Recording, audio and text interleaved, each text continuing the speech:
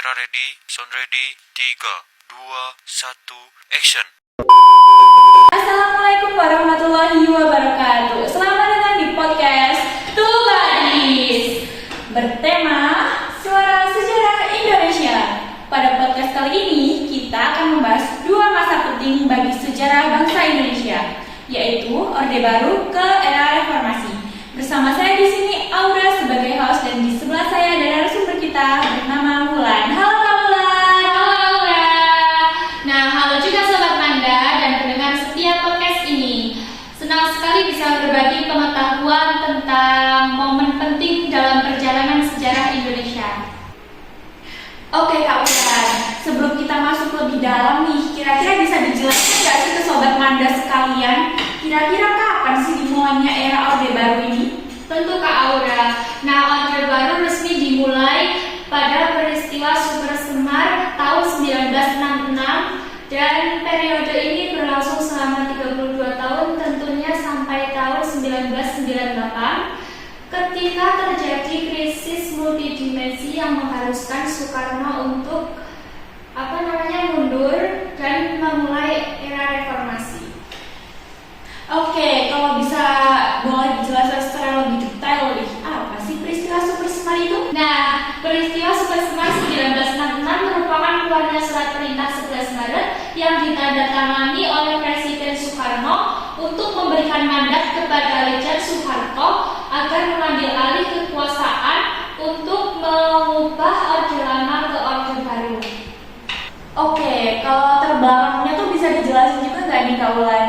Nah, latar belakangnya Super Semar terjadi ini karena pada saat itu situasi politik yang sedang kacau akibat peristiwa G30 SPKI yang berlangsung pada tanggal 30 September 1965 dan mengharuskan Soekarno untuk mengatasi ketidakstabilan dan keamanan pada saat itu sehingga harus diambil alih oleh Soeharto. Oh, jadi karena itu surat perintah dikeluarkan lalu diberikan kepada Soeharto ya? Nah, betul sekali Kak Aura. Kita mulai dari yang dasar dulu nih Kak Wulan. Kira-kira bisa dijelaskan nggak sih tentang sedikit aja apa itu Orde Baru?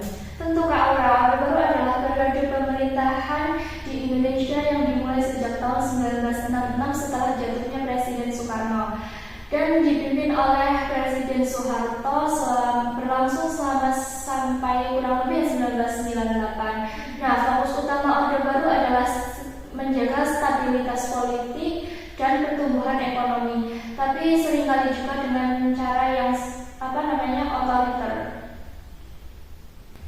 Nah, menarik. Tapi kayaknya banyak orang yang cuma ingat tuh kalau masa Orde Baru itu di mana kebijakannya tuh banyak kontroversial ya Kak Wulan? Iya, benar sekali Kak Aura. Nah, kira-kira kebijakan yang paling berpengaruh pada saat itu apa aja sih Kak Wulan? Nah, salah satu kebijakan yang paling berpengaruh adalah pertumbuhan ekonomi yang berorientasi pada industri. Namun di sisi lain juga ada pelanggaran hak asasi manusia yang terjadi seperti pemakaman terhadap kebebasan berpendapat dan juga penangkapan terhadap lawan politik. Nah, saya juga pernah dengar sedikit nih ya tentang penangkapan pada orang-orang saat itu ya. Iya. Dan tiba-tiba katanya banyak yang menghilang gitu.